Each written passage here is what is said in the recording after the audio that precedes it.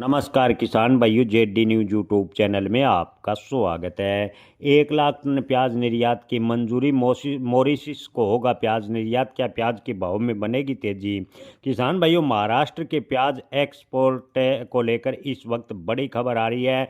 महाराष्ट्र में किसान प्याज का न्यूनतम समर्थन मूल्य लागू करने की लगातार मांग कर रहे हैं। इसी बीच महाराष्ट्र सरकार ने बड़ा बयान दिया है कि नासिक और अहमदनगर जिले से 1 लाख टन से भी ज़्यादा प्याज मॉरिशस को भेजा जाएगा। जी हां दोस्तों, राज्य के मार्केटिंग मंत्री जय कुमार रावल ने जानकारी दी।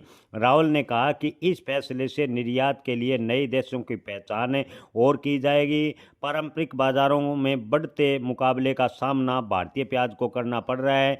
श्रीलंका और बांग्लादेश कभी भारत प्याज के बड़े आयातक देश थे, लेकिन हाल के वर्षों में इन देशों ने अपना घरेलू प्रोडक्शन बढ़ा दिया है। हालांकि किसान संगठनों ने इसे जुमलेबाजी बताया। किसान संगठनों का कहना है कि भारत का प्याज अच्छी खासी मात्रा में अंतर्राष्ट्रीय स्तर पर निर्यात होता था। सरकार की गलत नीतियों की वजह से भारतीय प्याज ने अंतर्राष्ट्रीय मार्केट में अपनी साख खोई है। हालांकि सरकार अब अपनी नाकामी छुपाने के लिए मॉरिशस को प्याज निर्यात करने की बात कह रही है।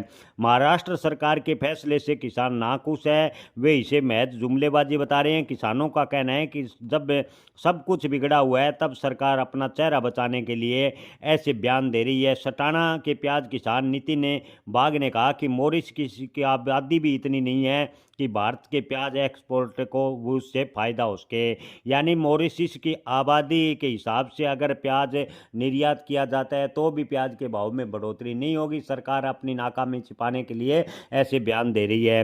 प्याज किसानों का बड़ा आरोप लगाया। नितिन का कहना है कि केंद्र की एक्सपोर्ट पॉलिसी ने प्याज की खेती और किसानों की परेशानी बढ़ाई है।